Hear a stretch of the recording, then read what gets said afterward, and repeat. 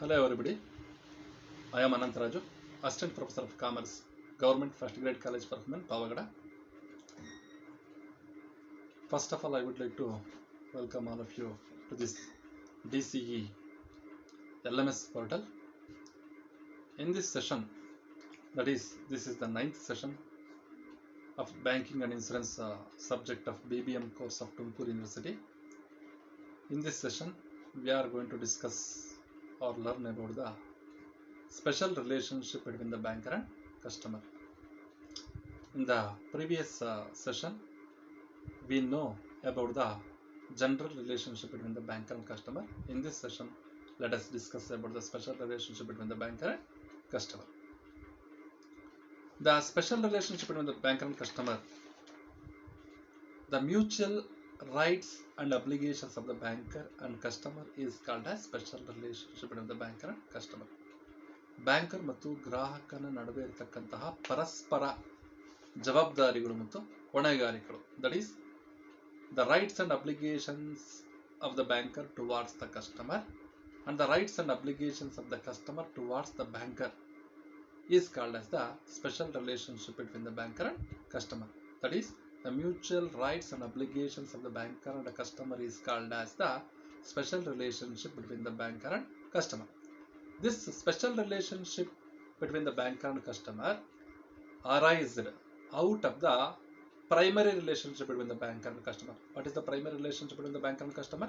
That is the debtor-creditor relationship between the banker and customer that leads to the special relationship between the banker and customer. Okay, this special relationship will be discussed under two heads, that is banker's obligations towards the customer and then banker's rights. Banker's obligations and then banker's rights. Important topics. Banker's obligations are as follows. One by one discuss mana banker's obligation. Number one, banker's obligation to honor customers' checks. ಗ್ರಾಹಕನ ಚೆಕ್ಗಳನ್ನು ಮಾನ್ಯ ಮಾಡಬೇಕಾಗಿರ್ತಕ್ಕಂತಹ, ಗೌರವಿಸಬೇಕಾಗಿರ್ತಕ್ಕಂತಹ ಬ್ಯಾಂಕರ್ನ ಒಂದು ಜವಾಬ್ದಾರಿ. So banker's obligation to honor customers' checks under section 31 of the Negotiable Instrument Act 1881, a banker has to honor a check drawn by a customer upon him. 1881 ಪರಾಕ್ರಮ್ಯ ಸಂಲೇಖಗಳ ಕಾಯ್ದೆಯ section 31 ಒಬ್ಬ banker ತನ್ನ ಮೇಲೆ ಬರೆಯಲ್ಪಟ್ಟಂತಹ ಗ್ರಾಹಕನ ಚೆಕ್ಕುಗಳನ್ನು ಗೌರವಿಸಬೇಕಾಗಿರತಕ್ಕಂತಹ ಒಂದು ಜವಾಬ್ದಾರಿಯನ್ನು ಹೊಂದಿದ್ದಾನೆ. ಗ್ರಾಹಕನ ಚೆಕ್ಕುಗಳನ್ನು ಗೌರವಿಸಬೇಕಾಗಿರತಕ್ಕಂತಹ ಬ್ಯಾಂಕರ್ನ ಜವಾಬ್ದಾರಿ. There are certain exceptions to this obligation. ಆದರೂ ಈ ಒಂದು ಜವಾಬ್ದಾರಿಗೆ ಕೆಲವು ವಿನಾಯಿತಿಗಳಿದ್ದಾವೆ. What are the circumstances or what are the situations in where the banker will not be in a position to honor the customer checks. ಯಾವ ಒಂದು ಸಂದರ್ಭಗಳಲ್ಲಿ banker ಗ್ರಾಹಕನ ಚೆಕ್ಗಳನ್ನು ಗೌರವಿಸಬೇಕಾಗಿಲ್ಲ ಅಥವಾ ಮಾನ್ಯ ಮಾಡಬೇಕಾಗಿಲ್ಲ ಅನ್ನೋದನ್ನು ನೋಡೋದಾದ್ರೆ, there must be sufficient funds or balance available to the payment of the cheque. ಗ್ರಾಹಕನ ಖಾತೆಯಲ್ಲಿ ಚೆಕ್ ಅನ್ನು ಪಾವತಿಸಲು ಸಾಕಷ್ಟು ಹಣದ ಲಭ್ಯತೆ ಇರಬೇಕು. If the balance standing to the credit of the customer's account is insufficient to make the payment, then banker is not under any obligation to honor that customer's check. ಅವಾಗ ಮಾನ್ಯ ಮಾಡಬೇಕಾಗಿರ್ತಕ್ಕಂಥ ಜವಾಬ್ದಾರಿ ಇರೋದಿಲ್ಲ. There must be a sufficient balance in customer's account for the payment of that check. Then only the banker has to honor the customer's checks. ಇನ್ನೊಂದು point ಇದೆ, those funds must be properly applicable to the payment of the checks. ಸಾಕಷ್ಟು ಶಿಲ್ಕು ಇರಬೇಕು, balance ಇರಬೇಕು ಗ್ರಾಹಕನ ಖಾತೆಯಲ್ಲಿ. ಅದರ ಜೊತೆಗೆ the balance should be properly applicable to the payment of such a check. ಆ ಒಂದು ಚೆಕ್ ಅನ್ನ ಪಾವತಿಗಾಗಿ ಅಪ್ಲಿಕೇಬಲ್ ಆಗ್ತಕ್ಕಂತಹ ಫಂಡ್ಸ್ ಇರಬೇಕು. If the funds, that is the balance in the customer's account, is earmarked for any other special purpose, ಯಾವುದೋ ಒಂದು ವಿಶೇಷ ಕಾರಣದಿಂದ ಅದೇನಾದರೂ ಇಯರ್ ಮಾರ್ಕ್ಡ್ ರಿಸರ್ವ್ ಆಗಿ ಇಟ್ಟಿರ್ತಕ್ಕಂಥ ಹಣ ಆಗಿದ್ದಲ್ಲಿ, ಅಥವಾ when a customer having more than one account, that is two accounts, as individual capacity and as an official capacity. ಒಬ್ಬ ಗ್ರಾಹಕ ಅಫಿಷಿಯಲ್ ಕೆಪಾಸಿಟಿಲಿ ಒಂದು ಖಾತೆಯನ್ನ, ತನ್ನ ಸ್ವಂತ ಖಾತೆ ವೈಯಕ್ತಿಕ ಖಾತೆಯನ್ನು ಹೊಂದಿರತಕ್ಕಂಥ ಸಂದರ್ಭದಲ್ಲಿ ವೈಯಕ್ತಿಕ ಖಾತೆ ಮೇಲೆ ಬರೆಯಲ್ಪಟ್ಟಂತಹ ಒಂದು ಚೆಕ್ ಅನ್ನ ಸಾಕಷ್ಟು ಶಿಲ್ಕು ಇದ್ರೆ ಅಫಿಷಿಯಲ್ ಖಾತೆ ಇರ್ತಕ್ಕಂಥ ಹಣವನ್ನ ಡ್ರಾ ಮಾಡೋದಕ್ಕೆ ಬರೆಯೋದಿಲ್ಲ. ಅಂದ್ರೆ ಆ ಫಂಡ್ ಅಂತಕ್ಕಂಥದ್ದು ಆ ಚೆಕ್ ನ ಪಾವತಿಗಾಗಿರ್ತಕ್ಕಂತಹ ಒಂದು ಖಾತೆಯಲ್ಲಿರ್ತಕ್ಕಂಥ ಹಣವೇ ಆಗಿರಬೇಕು. The amount should be properly applicable to the payment of such a cheque ಅಂತಾನೆ ಹೇಳುತ್ತೆ. Next one is the cheque must be in order and complete in order and also complete in all respects. The check must be written in the proper format and also the check must be written in order. ಎಲ್ಲಾ ಒಂದು ವಿಧಗಳು in date and in words, in letters, in number, in digits and then the customer signature in all respects. ಎಲ್ಲಾ ಒಂದು check ಅನ್ನ ಬರೀತಕ್ಕಂತಹ ಎಲ್ಲ ಒಂದು ಕ್ರಮಬದ್ಧವಾಗಿರಬೇಕು. ಎಲ್ಲಾ ವಿಧಾನಗಳಲ್ಲೂ check ಅನ್ನ ಸರಿಯಾಗಿ ಸಕ್ರಮವಾಗಿ ಬರೆದಿರಬೇಕು. ಅವಾಗ ಮಾತ್ರ ಚೆಕ್ ಅನ್ನು ಗೌರವಿಸಬೇಕಾಗಿರ್ತಕ್ಕಂಥದ್ದು ಬ್ಯಾಂಕ್ ಅನ್ನ ಅಪ್ಲಿಕೇಶನ್ ಇರುತ್ತೆ. And then there must not be any legal restrictions that prevent the payment of the cheque. ಅಂದ್ರೆ ಅಲ್ಲಿ there must not be any legal restrictions, ಯಾವುದೇ ಒಂದು ಕಾನೂನಿನ ಅಡೆತಡೆಗಳು ಆ ಚೆಕ್ಕಿನ ಪಾವತಿಗೆ ಇರಬಾರದು. If there are any restrictions such as garnishee order given by the court of law or attachment order given by the income tax department of the government, then the banker will not be in a position, that is he is not under obligation to honor customers checks. ಅಂತಹ ಸಂದರ್ಭಗಳಲ್ಲಿ banker ಜವಾಬ್ದಾರಿ ಆಗಿರೋದಿಲ್ಲ ಆ check ನ payment ಅನ್ನ ಮಾಡೋದಕ್ಕೆ. ಅಂದ್ರೆ ಈಗ ಗಾರ್ನಿಷಿ ಆರ್ಡರ್ ಅಂದ್ರೆ ಕೋರ್ಟ್ ಆಫ್ ಲಾದವರು ಗಾರ್ನಿಷಿ ಆರ್ಡರ್ ನ ಬ್ಯಾಂಕರ್ಗೆ ಕೊಡ್ತಾರೆ. ಸಂಬಂಧಪಟ್ಟಿರ್ತಕ್ಕಂಥ ಒಬ್ಬ ಗ್ರಾಹಕನ ಖಾತೆಯನ್ನ ಒಂದು ಸ್ಥಗಿತ ಮಾಡಲು ಗಾರ್ನಿಷಿ ಆರ್ಡರ್ ನ ಕೊಡ್ತಾರೆ. ಅದೇ ರೀತಿಯಾಗಿ income tax department issued an attachment order to the banker to stop the payment or operations of a concerned or a particular customer's account, or a court of law issued a garnish order to stop the operations in a particular customer's account. Then the banker will not, that means banker is not under obligation to honor customers checks. So this is the first obligation of the banker, that is the banker has to that means he has to oblige, he must honor the customers drawn by the customer. ಫಸ್ಟ್ನೇದು. ಎರಡನೇದು bankers obligation to maintain secrecy of customers account. ಗ್ರಾಹಕನ ಖಾತಾ ವಿವರಗಳನ್ನ ಗೌಪ್ಯವಾಗಿ ಇಡಬೇಕಾಗಿರ್ತಕ್ಕಂತಹ ಬ್ಯಾಂಕರ್ನ ಜವಾಬ್ದಾರಿ ಅಂತ ಹೇಳ್ಬೋದು. ಗ್ರಾಹಕನ ಖಾತೆ ವಿವರಗಳನ್ನ ರಹಸ್ಯವಾಗಿ ಇಡಬೇಕಾದ ಬ್ಯಾಂಕರ್ನ ಹೊಣೆಗಾರಿಕೆ. ಇಲ್ಲಿ the bankers obligation to maintain secrecy of customers account. Banker should not disclose to any outsider the details concerning the customers account, the balance available in his account or the account number or the loan taken by him or the securities given by him, that is assets given by him as a security for the loan, or any checks or drafts sent for collection, whatever may be the information, it should not be disclosed by the banker to any other person other than the customer. ಅಂದ್ರೆ ಗ್ರಾಹಕನ ಖಾತೆಗೆ ಸಂಬಂಧಪಟ್ಟಿರ್ತಕ್ಕಂಥ ಯಾವುದೇ ವಿವರಗಳನ್ನ ಬಾಹ್ಯ ವ್ಯಕ್ತಿಗಳಿಗೆ ಅನ್ಯ ವ್ಯಕ್ತಿಗಳಿಗೆ ಕೊಡಬಾರದು. This is the obligation of the banker. ಇಲ್ಲಿ the customers account such as balance in account, loan taken and securities given, cheques, bills and drafts sent for collection etcetera. But this application has certain limitations. ಇಲ್ಲಿ ಕೆಲವು exemptions ಇದಾವೆ ಈ ವಿನಾಯಿತಿಗೆ. ರಹಸ್ಯವಾಗಿ ಎಲ್ಲಾ ಸಂದರ್ಭಗಳಲ್ಲೂ ಒಂದು ಗ್ರಾಹಕನ ಖಾತೆ ವಿವರಗಳನ್ನ ರಹಸ್ಯ ಪಾಲನೆ ಮಾಡಬೇಕು ಅಂತ ಏನಿಲ್ಲ. ಇಲ್ಲಿ ಕೆಲವು ವಿನಾಯಿತಿಗಳನ್ನ ನಾವು ಗಮನಿಸಬಹುದು. ಅವು ಯಾವುವಪ್ಪ ಅಂತಂದ್ರೆ, when there is an express or implied consent of the customer. ಯಾವಾಗ ಒಬ್ಬ ಗ್ರಾಹಕ ತನ್ನ ಖಾತೆ ವಿವರಗಳನ್ನ ಬೇರೊಬ್ಬರಿಗೆ ವ್ಯಕ್ತಪಡಿಸಬಹುದು ಅಂತ ವ್ಯಕ್ತ ಅಥವಾ ಊಹ್ಯವಾಗಿ ಆತನ ಒಪ್ಪಿಗೆ ಇದ್ದಾಗ, direct or indirect acceptance or consent by the customer to disclose his accounts particulars to another person or to third party. ಬಾಹ್ಯ ವ್ಯಕ್ತಿಗೆ ನನ್ನ ಖಾತೆ ವಿವರಗಳನ್ನು ಕೊಡಬಹುದು ಅಂತ ಗ್ರಾಹಕ ಪ್ರತ್ಯಕ್ಷವಾಗಿ ಅಥವಾ ಪರೋಕ್ಷವಾಗಿ ಒಪ್ಪಿಕೊಂಡಾಗ, ಆತನ ಒಪ್ಪಿಗೆ ಕೊಟ್ಟಾಗ, ಅಂತಹ ಸಂದರ್ಭದಲ್ಲಿ ಬ್ಯಾಂಕರ್ಸ್ ಅಬ್ಲಿಗೇಷನ್ ಇರೋದಿಲ್ಲ. When customer accept to give information to his representative, ತನ್ನ ಪ್ರತಿನಿಧಿಗೆ ಸಂಬಂಧಪಟ್ಟಿರ್ತಕ್ಕಂಥ ತನ್ನ ಖಾತೆ ವಿವರ ಕೊಡಿ, ಅಥವಾ ತನ್ನ ಲಾಯರ್ಸ್ಗೆ ಕೊಡಿ, ಅಥವಾ ತನ್ನ ಆಡಿಟರ್ಸ್ ಕೊಡಿ, ಅಥವಾ ತನ್ನ ಪರ್ಸನಲ್ ಅಸಿಸ್ಟೆಂಟ್ಸ್ಗೆ ಕೊಡಿ ಅಂತ ಏನಾದ್ರೂ ವ್ಯಕ್ತಪಡಿಸಿದ್ರೆ ಡೈರೆಕ್ಟ್ ಆಗಿ. ಮತ್ತೆ ಅವ್ಯಕ್ತ ಅಂತಂದ್ರೆ ಊಹ್ಯ, ಇಂಪ್ಲೈಡ್ ಇದರಲ್ಲೂ ಅನ್ವಯ ಆಗುತ್ತೆ. ಸೊ ಇಂಪ್ಲೈಡ್ ಅಂತಂದ್ರೆ ಅದಕ್ಕೊಂದು ಕೇಸ್ ಲಾನೇ ಇದೆ. ಸೊ ಇಲ್ಲಿ a lady when speaking to the banker, he hand over the receiver to her husband So regarding that means a lady drawn a check on a banker, the banker dishonored her check, then that lady called the banker and asked why her check has been dishonored. Then her husband, that lady's husband, asked the banker why, what is the reason for the dishonor of the check. The lady gave the receiver to her husband, and then her husband asked with the banker.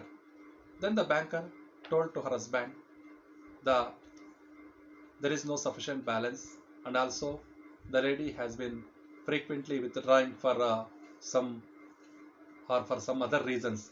Then her account's information was disclosed.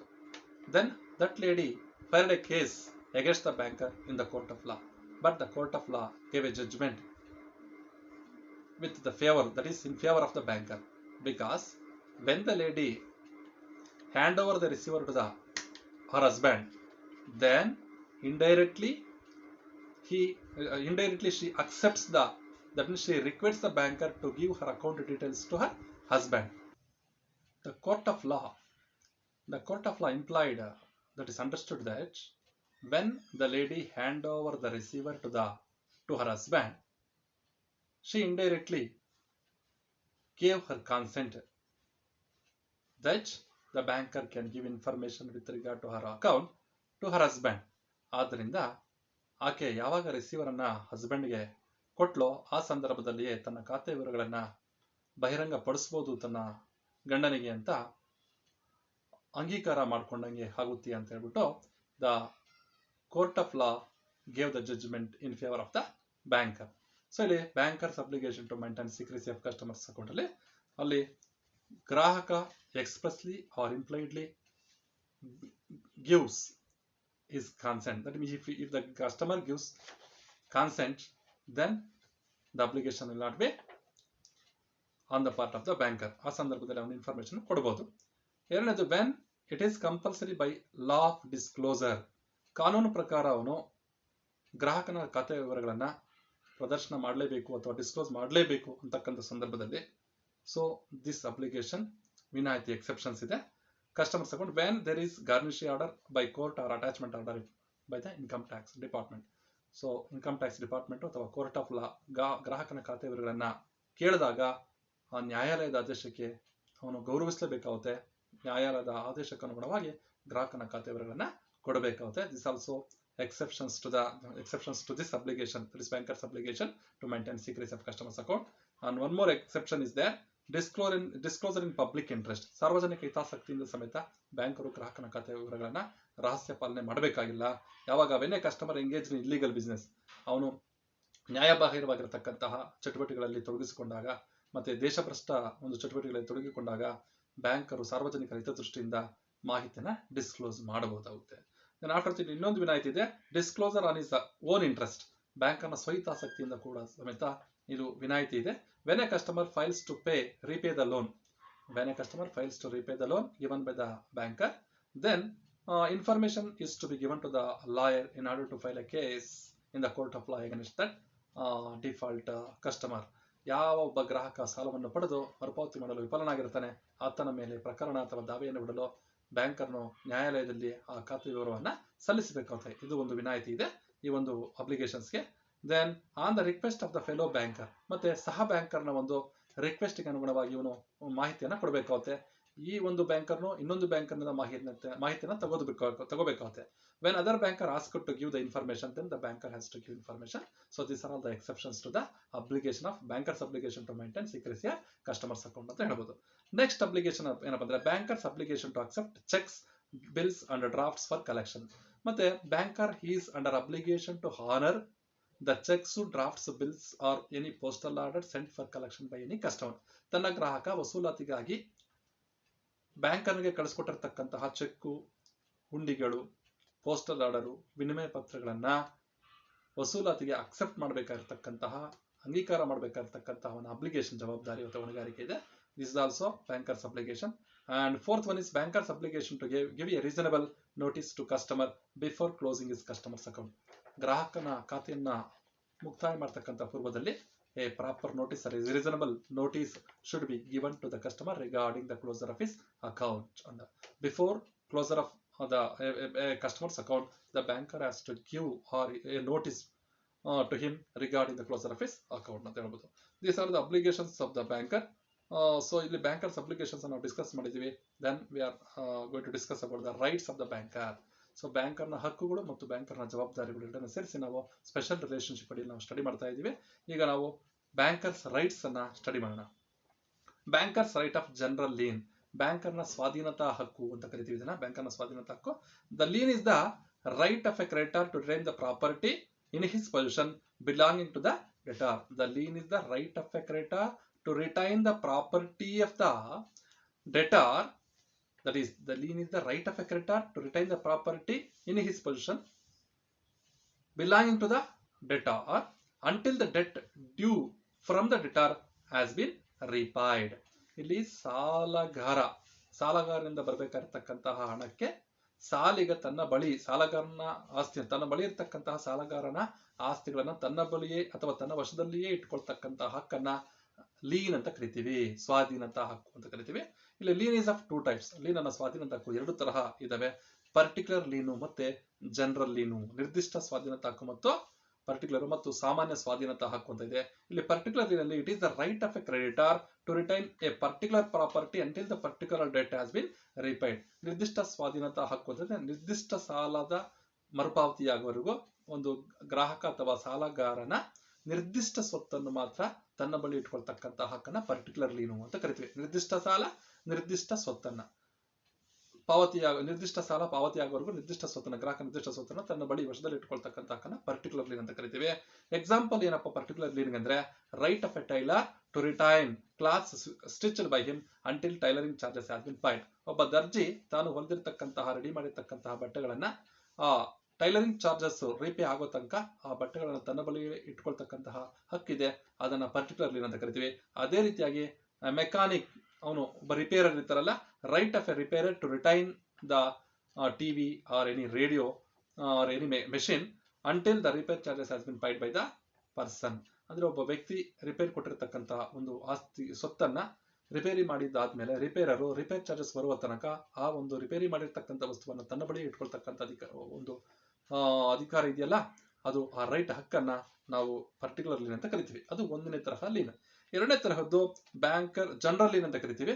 It is the right of a creditor to retain any property belonging to the debtor until all the debts due from the owner of the property is repaid. ಇಲ್ಲಿ general ಸಾಮಾನ್ಯ ಸ್ವಾಧೀನತಾ ಹಕ್ಕು ಅಂತಂದ್ರೆ, it is the right of a creditor to retain any property. ಯಾವುದೇ ಒಂದು ನಿರ್ದಿಷ್ಟವಾಗಿರ್ತಕ್ಕಂತಹ ಆಸ್ತಿಯನ್ನ ಮಾತ್ರ ಇಟ್ಕೋಬೇಕು ಅಂತ ಇಲ್ಲ, ಯಾವುದೇ ಆಸ್ತಿಯನ್ನ ತನ್ನ ವಶದಲ್ಲಿರ್ತಕ್ಕಂಥದ್ದು ಅಂದ್ರೆ ಮೊದಲೇ ಸಾಲಗಾರನ ಆಸ್ತಿ ತನ್ನ ಬಳಿ ಇರಬೇಕು.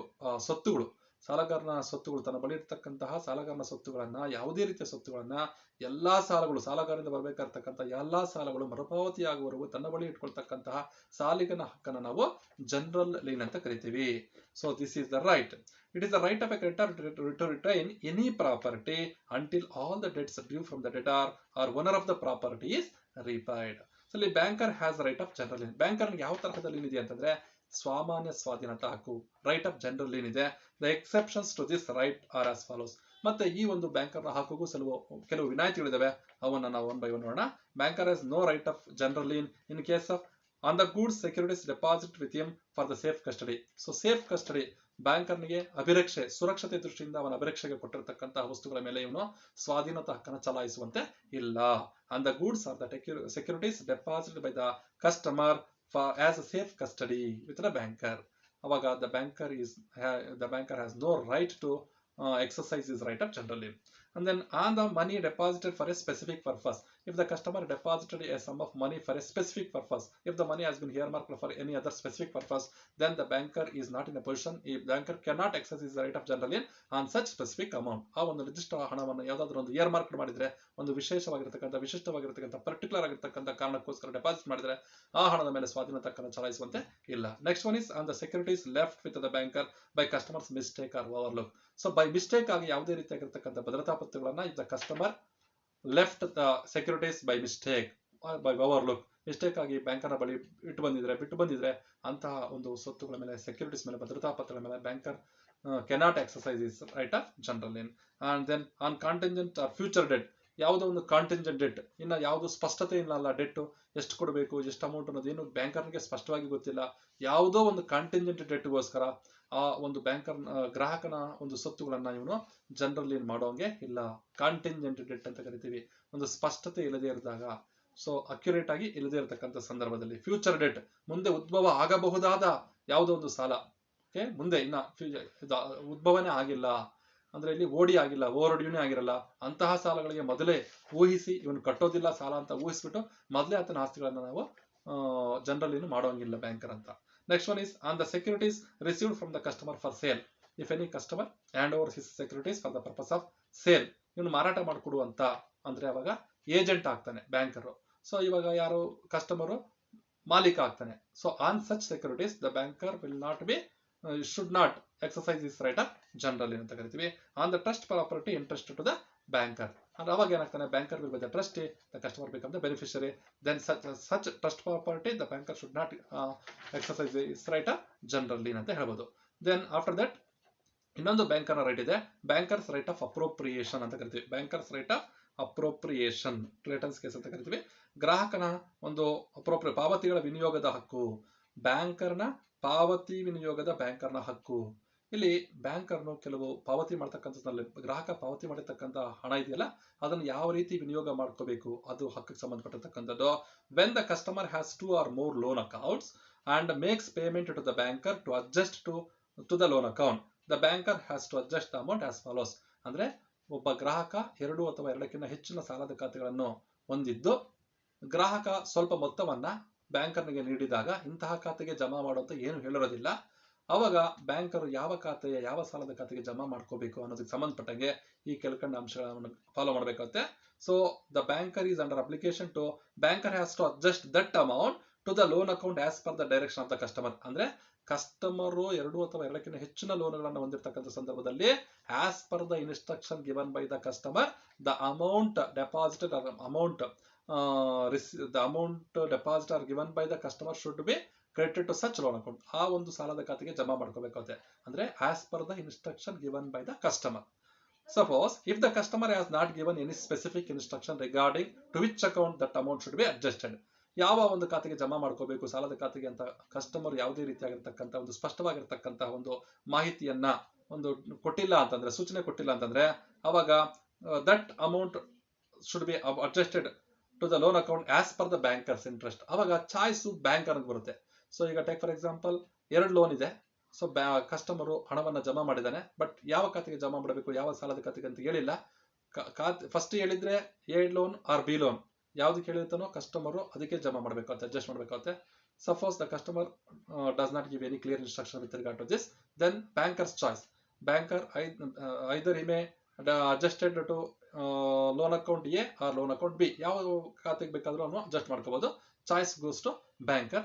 And then if both the banker and the customer have not taken clear decision with regard to the amount that should be adjusted appropriated as per the rule given in Clayton's case, both filed, that means the customer has not given any clear instruction and also the banker has also not adjusting to a particular loan account. ಅಂದ್ರೆ ಒಂದೇ account ಅಲ್ಲಿ 2-3 ತರಹದ ಲೋನ್ಗಳು ಇರತಕ್ಕಂತಹ ಸಂದರ್ಭದಲ್ಲಿ so customer clear instruction ಕೊಟ್ಟಿಲ್ಲ ಇದಕ್ಕೆ ಜಮಾ ಮಾಡ್ಕೋಬೇಕು ಅಂತ, ಮತ್ತೆ ಬ್ಯಾಂಕರ್ನು ಅವನು ಅಡ್ಜಸ್ಟ್ ಮಾಡ್ಕೊಂಡಿಲ್ಲ, ಜಸ್ಟ್ ಅದನ್ನ ಕ್ರೆಡಿಟ್ ಮಾಡ್ಕೊಂಡ್ಬಿಟ್ಟಿದ್ದಾನೆ, ಅಡ್ಜಸ್ಟ್ ಮಾಡಿದಾನೆ, ಬಟ್ ಯಾವ್ದಕ್ಕೆ ಅಡ್ಜಸ್ಟ್ ಮಾಡಬೇಕು ಅಂತಂದ್ರೆ ಇಲ್ಲಿ ಕ್ಲೇಟನ್ಸ್ ಕೇಸ್ ಅಂತ ಕರಿತೀವಿ. ಇಲ್ಲಿ ಬ್ಯಾಂಕರ್ಸ್ ರೈಟ್ ಆಫ್ ಅಪ್ರೋಪ್ರಿಯೇಷನ್ ಅಂತಕ್ಕಂಥದ್ದು ಪ್ರಾಕ್ಟಿಕಲ್ ಆಗಿ ನಾವು ಅಭ್ಯಾಸ ಮಾಡಬೇಕಾದ ಇದು. ಇಲ್ಲಿ bankers right of appropriation is also called as Clayton's case ಅಂತ ಕರಿತೀವಿ. Popularly it is called as Clayton's case. Okay, as per the rule given under the Clayton's case, the amount should be adjusted ಅಂತ ಹೇಳ್ತಾ ಇದ್ದಾರೆ. ಏನು ಕ್ಲೇಟನ್ಸ್ case ಅಲ್ಲಿ ಕೊಟ್ಟಿದ್ದಾರೆ ಅಂತಂದ್ರೆ, according to the rule in Clayton's case, the first item on the debit side is discharged or reduced by the first item on the credit side. ಈಗ ಒಂದೇ ಖಾತೆಯಲ್ಲಿ ಹಲವಾರು ಡೆಬಿಟ್ಗಳಾಗಿದ್ದಾವೆ ಒಂದು ಡೇಟ್ ಅಲ್ಲಿ, ಮತ್ತೆ ಡೆಬಿಟ್ ಮತ್ತೆ ಆಮೇಲೆ ಕ್ರೆಡಿಟ್ ಅಂತ ಆಗಿದೆ. ಸೊ ಈಗ the first item on the debit side should be adjusted on the credit side. That means the first item on the debit side is reduced by the first item on the credit side. ಈಗ ಯಾವುದೋ ಒಂದು ಸಾಲ ಇದೆ, ಮೊದಲನೇದು ಒಂದು 500 ರೂಪಾಯಿ debit balance ಇದೆ, ಮತ್ತೆ 1000 ಡೆಬಿಟ್ ಬ್ಯಾಲೆನ್ಸ್ ಇದೆ, ನೆಕ್ಸ್ಟ್ 1000 ಡೆಬಿಟ್ ಬ್ಯಾಲೆನ್ಸ್ ಇದೆ, ಡೆಬಿಟ್ ಬ್ಯಾಲೆನ್ಸ್ ಆಗ್ತಾ ಹೋಗುತ್ತೆ. ನೆಕ್ಸ್ಟ್ ಫೋರ್ತ್ ಕ್ರೆಡಿಟ್ ಬ್ಯಾಲೆನ್ಸ್ ಒಂದು 500 ರೂಪೀಸ್ ಕೊಡ್ತಾರೆ, ಕಟ್ತಾರೆ ಬ್ಯಾಂಕ್ಗೆ. ಆವಾಗ the first item on the debit side 500 ಇತ್ತಲ್ಲ, that should be reduced by the first item on the credit side ಅಂತ ಹೇಳ್ಬೋದು. ಅದೇ ರೀತಿಯಾಗಿ ಏನಪ್ಪಾ ಅಂದ್ರೆ ಈ ಕ್ಲೆಟನ್ಸ್ ಕೇಸಲ್ಲಿ ಈ ರೂಲ್ ಅನ್ನ ಕೊಟ್ಟಿರ್ತಕ್ಕಂಥದ್ದು. ಇನ್ನು ಶಾರ್ಟ್ ಆಗಿ ಇನ್ ಅದರ್ ವರ್ಡ್ಸ್ ಹೇಳ್ಬೇಕಂದ್ರೆ the sum first paid is the sum first drawn out. ಇದಕ್ಕೆ ತದ್ವಿರುದ್ಧವಾಗಿ ಫಸ್ಟ್ ಐಟಮ್ ಏನು ನಾವು ಡೆಪಾಸಿಟ್ ಮಾಡಿರ್ತೀವಿ, ಅಮೌಂಟ್ 3 ಸರಿ ಡೆಪಾಸಿಟ್ ಮಾಡಿದ್ವಿ, 500, 1000 ಮತ್ತೆ 1000. ಆವಾಗ ನಾವು ಮತ್ತೆ ವಿತ್ಡ್ರಾ ಮಾಡಿರ್ತೀವಿ ಅಂತ ಇಟ್ಕೋಣ, ಒಂದು 500 ರುಪೀಸ್. ಆವಾಗ 500 ರುಪೀಸ್ ಲಾಸ್ಟ್ ಡೆಪಾಸಿಟ್ ಮಾಡಿದೀವಲ್ಲ, ಅದರಿಂದ ನಾವು ತಗೊಂಡಂಗೆ ಭಾವಿಸಬಾರ್ದು. ಫಸ್ಟ್ ಐಟಮ್ ಡೆಪಾಸಿಟ್ ಮಾಡಿದೀವಲ್ಲ, ಅದಕ್ಕೆ ನಾವು ವಿರುದ್ಧವಾಗಿ ತಗೊಂಡಿದೀವಿ ಅಂತ ಭಾವಿಸಬೇಕು ಅಂತ ಕ್ಲೆಟನ್ಸ್ ಕೇಸಲ್ಲಿ ಹೇಳಿದ್ದಾರೆ. In other words the sum first paid is the first sum first drawn out ಅಂತ ಇಲ್ಲಿ ಕ್ಲೆಟನ್ಸ್ ಕೇಸಲ್ಲಿ ನಾವು ಅಂಡರ್ಸ್ಟ್ಯಾಂಡ್ ಮಾಡ್ಕೋಬೇಕಾಗುತ್ತೆ. ನೆಕ್ಸ್ಟ್ ಬ್ಯಾಂಕರ್ಸ್ ರೈಟ್ ಏನಪ್ಪಾ ಅಂದ್ರೆ bankers right of set off or bankers right of combine accounts ಅಂತ ಇದೆ. ಗ್ರಾಹಕನ ಖಾತೆಗಳನ್ನ ಒಟ್ಟುಗೂಡಿಸ್ತಕ್ಕಂತಹ ಹಕ್ಕು. ಇಲ್ಲಿ it refers to the right of a banker to adjust the amount due to the banker from a customer, that is due to banker from a customer on one account against the amount due to customer from bank another account. ಅಂದ್ರೆ ಇಲ್ಲಿ ಬಹಳ simple ಆಗಿ ಹೇಳ್ಬೇಕಂತಂದ್ರೆ bankers right of appropriation, bankers right of appropriation ಅಲ್ಲ, bankers right to set off customers account. It refers to the right of a banker to adjust the debit balance or the credit balance in one account of a customer to the another account, that is debit or credit balance of the same customer's account. ಗ್ರಾಹಕನ ಒಂದು ಖಾತೆಯಲ್ಲಿರ್ತಕ್ಕಂಥ debit ಅಥವಾ credit balance ಶುಲ್ಕನ್ನ ಅದೇ ಗ್ರಾಹಕನ ಇನ್ನೊಂದು ಖಾತೆಯಲ್ಲಿರ್ತಕ್ಕಂಥ debit ಅಥವಾ credit ಬ್ಯಾಲೆನ್ಸ್ಗೆ ಹೊಂದಾಣಿಕೆ ಮಾಡ್ತಕ್ಕಂತಹ set of ಮಾಡ್ಕೊಳ್ತಕ್ಕಂಥ ಬ್ಯಾಂಕರ್ನ ಹಕ್ಕು ಅಂತ ಹೇಳ್ಬೋದು. In short, it is the right of a banker to combine or adjust the debit and credit balances of 2 or more accounts held by the customer in the same capacity. ಅವನು ಸಾಮಾನ್ಯವಾಗಿ same ಕೆಪಾಸಿಟಿಯಲ್ಲಿ, ಅಂದ್ರೆ ಒಂದು official ಕೆಪಾಸಿಟಿಯಲ್ಲಿ, ಒಂದು individual ಕೆಪಾಸಿಟಿಲಿ, ಅಥವಾ ಒಂದು individual ಕೆಪಾಸಿಟಿಲಿ ಒಂದು ಟ್ರಸ್ಟಿಯಾಗಿ ಆ ಥರ ಇರಬಾರ್ದು. ಸೇಮ್ ಕೆಪಾಸಿಟಿಲಿ ಹೊಂದಿರತಕ್ಕಂತಹ ಖಾತೆಗಳಿರ್ತಕ್ಕಂತಹ ಶಿಲ್ಕನ್ನ ಹೊಂದಾಣಿಕೆ ಮಾಡ್ಕೋಬಹುದಾದಂತಹ ಬ್ಯಾಂಕರ್ನ ಹಕ್ಕು. This right of banker has some futures. They are as follows. The credit balance in a trustee account cannot be adjusted to the debit balance of trustee's personal account. ಇಲ್ಲಿ trustee ಒಂದು ಖಾತೆಯಲ್ಲಿರ್ತಕ್ಕಂಥ ಒಬ್ಬ ವ್ಯಕ್ತಿಯ trustee ಖಾತೆಯಲ್ಲಿರ್ತಕ್ಕಂತಹ ಹಣವನ್ನ ಆ ಒಂದು ವ್ಯಕ್ತಿಯ ಇನ್ನೊಂದು ಖಾತೆಯಲ್ಲಿರ್ತಕ್ಕಂತಹ ಒಂದು ಡೆಬಿಟ್ ಬ್ಯಾಲೆನ್ಸ್ಗೆ ಅಡ್ಜಸ್ಟ್ ಮಾಡ್ಕೊಳ್ಳೋದಕ್ಕೆ ಆಗೋದಿಲ್ಲ. In the same sense the credit balance in executors account. ಒಬ್ಬ ವ್ಯಕ್ತಿ ಎಕ್ಸಿಕ್ಯೂಟರ್ ಆಗಿ ಕ್ರೆಡಿಟ್ ಬ್ಯಾಲೆನ್ಸ್ ಅನ್ನು ಒಂದು ಖಾತೆಯಲ್ಲಿ ಹೊಂದಿರ್ತಾನೆ. ಅದೇ ವ್ಯಕ್ತಿ ತನ್ನ ವೈಯಕ್ತಿಕ ಖಾತೆಯಲ್ಲಿ ಡೆಬಿಟ್ ಬ್ಯಾಲೆನ್ಸ್ ಹೊಂದಿದ್ರೆ ಆ ಡೆಬಿಟ್ ಬ್ಯಾಲೆನ್ಸ್ ಅನ್ನು ಆತನ ಎಕ್ಸಿಕ್ಯೂಟರ್ ಖಾತೆ ಇರ್ತಕ್ಕಂಥ ಕ್ರೆಡಿಟ್ ಬ್ಯಾಲೆನ್ಸ್ಗೆ ಅಡ್ಜಸ್ಟ್ ಮಾಡೋಕ್ಕೆ ಬರೋದಿಲ್ಲ. ಅದೇ ರೀತಿಯಾಗಿ the credit balance in officers account cannot be adjust to the debit balance of officers personal account. ಅಂದ್ರೆ ವೈಯಕ್ತಿಕ ಖಾತೆನೇ ಬೇರೆ, ಇನ್ನೊಂದು ಇನ್ನೊಂದು ಕೆಪಾಸಿಟಿ ಹೊಂದಿರತಕ್ಕಂಥ ಖಾತೆನೇ ಬೇರೆ. ಅವನ್ನ ನಾವು ಹೊಂದಾಣಿಕೆ ಮಾಡೋದಕ್ಕೆ ಅಡ್ಜಸ್ಟ್ ಮಾಡೋದಕ್ಕೆ ಆಗೋದಿಲ್ಲ ಅಂತ ಹೇಳ್ಬೋದು, ಸೆಟ್ ಆಫ್ ಮಾಡೋಕೆ ಆಗೋದಿಲ್ಲ. The debts or loan amount should be certain and determined ಆಗಿರಬೇಕು. There should not be any agreement between the banker and customer contrary to this right. ಮತ್ತೆ ಈ ರೈಟ್ಗೆ ಕಾಂಟ್ರರಿ ಆಗಿ ಯಾವುದೇ ರೀತಿಯಾಗಿರ್ತಕ್ಕಂಥ ಬ್ಯಾಂಕರ್ ಮತ್ತು ಕಸ್ಟಮರ್ನ ಮಧ್ಯೆ ಯಾವುದೇ ರೀತಿಯಾಗಿರ್ತಕ್ಕಂಥ ಪೂರ್ವ ಒಡಂಬಡಿಕೆ ಆಗಬಾರದು. ಪೂರ್ವ ಒಡಂಬಡಿಕೆ ಈ ಖಾತೆಯಲ್ಲಿರ್ತಕ್ಕಂಥದ್ದನ್ನ ಅಡ್ಜಸ್ಟ್ ಮಾಡ್ಕೋಬಾರ್ದು ಅಂತ ಏನಾದರೂ ಅಗ್ರಿಮೆಂಟ್ ಮಾಡ್ಕೊಂಡಿದ್ರೆ ಈ ಬ್ಯಾಂಕರ್ಗೆ ಈ ರೈಟ್ ಇರೋದಿಲ್ಲ. And then bankers has this right in first preference even if there is a garnishee order. ಮತ್ತೆ ಗಾರ್ನಿಷಿ ಆರ್ಡರ್ ಬಂದರೂ ಸಮೇತ ನ್ಯಾಯಾಲಯದಲ್ಲಿ first priority goes to the banker. ಅಂದ್ರೆ ಬ್ಯಾಂಕರ್ನು ತನ್ನ ಖಾತೆಗಳಿರ್ತಕ್ಕಂಥ ಎಲ್ಲಾ ಖಾತೆಗಳನ್ನ ಒಂದು ಖಾತೆಯಲ್ಲಿ ಬ್ಯಾಂಕರ್ಗೆ ಬರಬೇಕಾಗಿದೆ, ಇನ್ನೊಂದು ಖಾತೆಯಲ್ಲಿ ಅವನು ಕೊಡ್ಬೇಕಾಗಿದೆ ಕಸ್ಟಮರ್ಗೆ. ಆವಾಗ ಫಸ್ಟ್ ಬ್ಯಾಂಕರ್ ಏನ್ ಮಾಡ್ತಾನೆ, ಸೆಟ್ ಆಫ್ ಮಾಡ್ಕೊಂಡಾದ್ಮೇಲೆ ಆಮೇಲೆ ಗಾರ್ನಿಷಿ ಆರ್ಡರ್ ಅಲ್ಲಿ ಎಷ್ಟು ಕೊಡ್ಬೇಕಾಗುತ್ತೆ ಅನ್ನೋದನ್ನ ಲೆಕ್ಕ ಹಾಕ್ತಾನೆ. ಅಂದ್ರೆ bankers right holds first priority with against the garnishee order given by the court of law ಅಂತಾನೆ ಹೇಳ್ಬೋದು. Next one is bankers right to charge interest and commission. So ಇಲ್ಲಿ ಬಡ್ಡಿಯನ್ನ ಮತ್ತು ಒಂದು ಕಮಿಷನ್ ವಿಧಿಸತಕ್ಕಂಥ ಬ್ಯಾಂಕರ್ನ ಹಕ್ಕು. Banker has the right to charge interest on loans and advances given to customers. Banker also has a right to collect commission for services rendered by the banker. ಅಂದ್ರೆ banker ತಾನು ಸಲ್ಲಿಸಿದ ಸೇವೆಗಳಿಗೆ ಕಮಿಷನ್ ವಸೂಲು ಮಾಡ್ಕೊಳ್ತಕ್ಕಂಥ ಹಕ್ಕಿದೆ. ಅದೇ ರೀತಿಯಾಗಿ ತಾನು ಕೊಟ್ಟಿರ್ತಕ್ಕಂಥ ಲೋನ್ಗಳಿಗೆ ಬಡ್ಡಿಯನ್ನು ವಸೂಲು ಮಾಡ್ಕೊಳ್ತಕ್ಕಂಥ ಹಕ್ಕು ಬ್ಯಾಂಕರ್ನಿಗೆ ಇದೆ. And then one more right, bankers right to levy commitment charges. Commitment charges ಅಂತಕ್ಕಂಥದನ್ನ ಪ್ರಾಸಂಗಿಕ ವೆಚ್ಚಗಳನ್ನ, ಇನ್ಸಿಡೆಂಟಲ್ ವೆಚ್ಚಗಳನ್ನ ವಿಧಿಸ್ತಕ್ಕಂಥ ಹಕ್ಕು ಬ್ಯಾಂಕರ್ನಿಗೆ ಇದೆ. ಏನಪ್ಪಾ ಅಂತಂದ್ರೆ bankers right to levy commitment charges. Banker also has the right to levy commitment charges from current account holders for not utilising the BOD facility given to them. If the BOD facility has been granted to the customer, then the customer has not utilized the BOD facility, then the banker has to maintain his account. So for the maintenance purpose, he levied the commitment charges on the current account holders for not utilizing the BOD facility, because the banker has to maintain liquid assets for the purpose of the limit granted to the customers. There is overdrawn facility granted to the customer. overdrawn facility ಕೊಟ್ಟಿರ್ತಾನೆ, ಅದಕ್ಕೋಸ್ಕರ ಅವನಿಗೋಸ್ಕರ funds ಅನ್ನ air market ಮಾಡಿರ್ತಾನೆ. So ಗ್ರಾಹಕ ಬಂದು ತಗೋಬಹುದು, withdraw ಮಾಡಬಹುದು ಅಂತ. ಆದ್ರೆ ಗ್ರಾಹಕ ಅದನ್ನ ಉಪಯೋಗಿಸ್ಕೊಳ್ಳಿಲ್ಲ ಅಂತಂದ್ರೆ ಅದಕ್ಕೆ ಕಮಿಟ್ಮೆಂಟ್ ಚಾರ್ಜಸ್ ಅನ್ನ ಬ್ಯಾಂಕರ್ ಲೆವಿ ಮಾಡ್ತಾನೆ ಅಂತ ಹೇಳ್ಬೋದು. Then one more bankers right is bankers right to charge incidental charges ಅಂತ ಹೇಳ್ಬೋದು. ಸೊ ಇನ್ಸಿಡೆಂಟಲ್ ಚಾರ್ಜಸ್ ಅಂದ್ರೆ ಏನಪ್ಪ ಅಂದ್ರೆ, banker has the right to charge incidental charges accounts that inoperative for a long period of time. So ಬಹಳಷ್ಟು ದಿನಗಳವರೆಗೆ ಯಾವುದೇ ರೀತಿಯಾಗಿ ಒಂದು ಖಾತೆಗಳನ್ನ ಇನಾಪರೇಟಿವ್ ಆಗಿದ್ರೆ, ಸೊ ಆಪರೇಟಿವ್ ಆಗಿರಲ್ಲ, ಅದು ತುಂಬಾ ಆಪರೇಟ್ ಆಗದಂಗೆ ಬಹಳ ದಿನಗಳವರೆಗೂ ಚಾಲ್ತಿಯಲ್ಲಿ ಇರೋದಿಲ್ಲ, ಅಂತಹ ಖಾತೆಗಳಲ್ಲಿ incidental charges are levied on accounts which are not profitable to the banker. ಅವು ಅಂತಹ ಖಾತೆಗಳು ಬ್ಯಾಂಕರ್ಗೆ ಪ್ರಾಫಿಟಬಲ್ ಆಗೋದಿಲ್ಲ, ಅವುಗಳ ಮೇಂಟೆನೆನ್ಸ್ ಬಹಳಷ್ಟು ಖರ್ಚಾಗ್ತಾ ಇರುತ್ತೆ. So the customer maintenance of that accounts are more. So the banker levies some incidental charges on that inoperative accounts. So ಇಲ್ಲಿ ಇಷ್ಟಕ್ಕೆ ನಾವು ಬ್ಯಾಂಕರ್ ನ ಒಂದು special relationship between the banker and customer discuss ಮಾಡಿದ್ವಿ. So with this we completed the 9th session, and then let us meet in the next session with another concept. Until then, have a nice day. Okay.